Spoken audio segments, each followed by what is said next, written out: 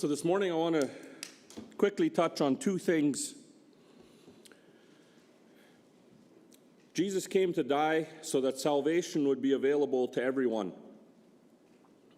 And if it is available to everyone, are we doing our part to make sure that everyone hears about it?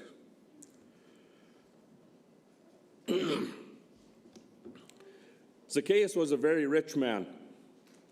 He was a chief tax collector, ultimately gave him the opportunity to charge people whatever he wanted to and to keep what was left over for himself. So the problem with Zacchaeus was not that he was rich, it was how he had become so. He had become wealthy through corruption, and the people knew that. Therefore, he was looked down upon in the community. I think you could say he was a despised man in Jericho. He was a man with a prestigious title, position, but I doubt that he had very many friends. But Jesus called him by name and said, "Today I want to come to your house. I want to be your guest."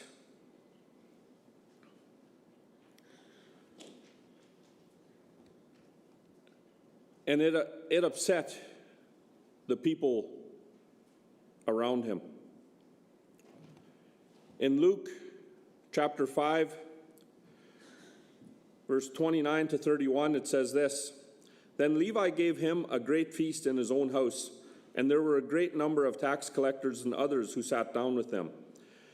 And their scribes and the Pharisees complained against his disciples, saying, 'Why do you eat and drink with tax collectors and sinners?' Jesus answered and said to them, 'Those who are well have no need of a physician, but those who are sick. I have not come to call the righteous, but sinners to repentance.'" So Jesus didn't come for the healthy or the ones who are well. Very often we think that we have to change many things in our lives before we can come to Jesus for salvation. But he says, "I came for those that are unwell." So if we are spiritually unwell, we're exactly where Jesus wants us and where he wants to help us to gain salvation. When we start believing Satan's lies that God does not want us until we are perfect or good enough, then we will never feel the need for Jesus because we will always have shortcomings. We need to realize that we need Jesus now, not when we have changed this or that in our lives. We cannot be good enough to get to heaven. It is only through Jesus Christ that we can enjoy salvation. I think of the story that Alistair Begg has on Facebook about the thief on the cross. He had failed in so many ways, and yet Jesus told him, "Today you will be with me in paradise." And he tells of how it might have been when this thief got to heaven, and the welcoming angel, if you will, asks, "Who are you? What are you doing here? What church did you come from? When were you baptized? Did you go to Sunday school?" No answers. So they call in a supervisor angel, if you will, and, we got a guy who's, I don't know if he's supposed to be here. Finally, they ask, "What are you doing here?" And his answer is, "Because the man in the middle cross said I could come." And that is the only way that any of us can get to heaven. If our answer is I, or it starts with I, we have it all wrong. It is only because of Jesus Christ. I think very often we get a little bit too comfortable in our place here in the world. and we start to look down on non-believers the same way that the scribes and Pharisees did. We judge people. We might not openly admit it, but in the back of our minds, we do think less of others. I know how I felt when I went to Bolivia the first time, and I saw and heard it firsthand. I felt that the people who were living there were there because that's exactly where they wanted to be. And this may be true for a small portion of the people that are there, but many are there because they are in situations that they cannot control. I think deep down, I felt I was a little bit better than those people. I don't know if I would have verbalized it, but I'm pretty sure that's how I felt. And on that first trip, I took a picture of 4 children walking to school in the colony. There was a couple little girls on one side of the road and a couple boys on the other side. And at first glance, I felt sorry and pity for those young girls. They were so innocent. I was hoping for them that they would be able to stay that way, and I felt bad for them and for the life they had been born into. Not once thinking about the boys. And then when we got home, looked through my pictures and would gladly share them with anybody who asked. And God asked me, why don't you feel the same for those boys? They're all victims because no one has taught them differently.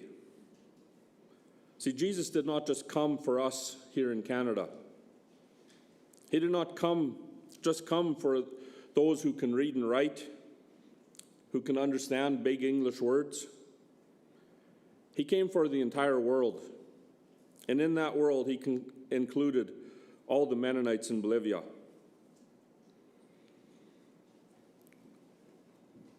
So if we get to the point that we truly believe that Jesus came for everyone, what are we doing about it?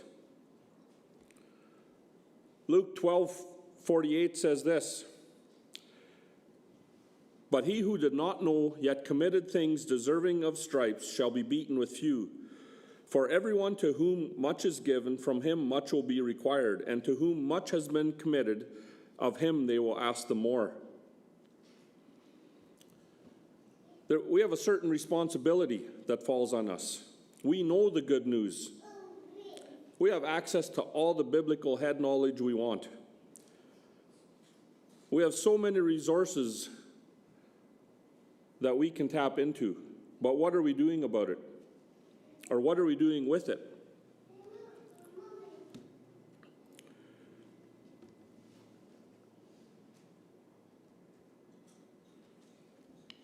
I want to challenge you as a church, but also each one personally. What are you doing to further God's kingdom? I realize that we are not all called to be missionaries in a country far away, but we're all called to be involved in His work or to be missionaries wherever we are. But I know exactly what you're thinking, because I was there. You're thinking, but I can't because, and then you have a long list. When God challenged us, we had a list a mile long, but it doesn't change the calling. Maybe there are needs here in this church, and you have been asked to help, but your excuse is, I don't know the scriptures. Start studying. Get involved in a Bible study. I believe we have all been called to spread the good news. God does not call anybody to be a pew warmer. He is calling everyone to work in one way or another. As we mentioned in our slideshow, in missions, there are 3 things that are needed, and I believe it is the same in the church. We need prayer, and I think everyone should be doing this and could be doing this. We need people. There's a role for everyone in the church.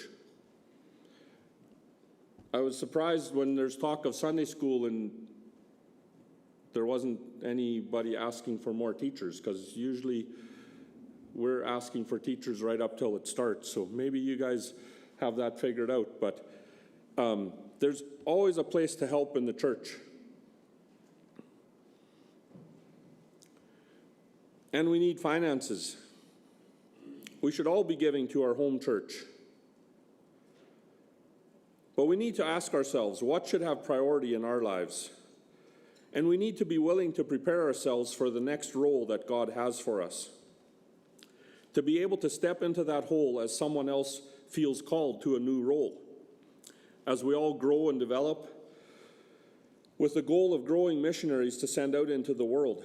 It could be close to home, or it could be far away. But we need to be willing and to be intentional about what we are doing and why we are doing it. Romans 10:14-15 says this, "How then shall they call on him in whom they have not believed? And how shall they believe in him of whom they have not heard? And how shall they hear without a preacher? And how shall they preach unless they are sent?" So how can we expect the people in Bolivia to do differently if they do not know better? And how can they know better if they are not taught? And how can they be taught without a teacher? Or who will teach them if they are not?